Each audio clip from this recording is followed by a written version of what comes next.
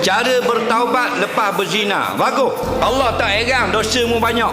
Allah ajib, Allah hairan kenapa tak mau taubat. Sedangkan Allah suka sangat mendengar taubat hamba-Nya. Cara taubat ada dua cara. Tengok jenis dosa. Kalau dosa dengan Allah 3 syarat. Dosa dengan makhluk 4 syarat. Dosa dengan makhluk apa dia? Dosa kita curi duit dia RM1,000. Kita tak tahu. Maka taubat 4 syarat. Pertama, menyesal.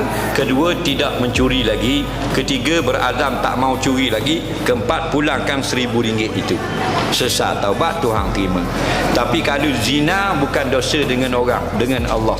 Zina, syak dadah, minum arak, tak tutup aurat, berjudi, itu semua dosa dengan Allah. 3 saja syarat. Berhenti berzina, tak mau berzina dah. Berazam tidak lagi berzina, menyesal takut kepada Allah. Allah ampun selalu. Allah ni Ghafurur Rahim. Sangat pengampun, sangat kasih sayang.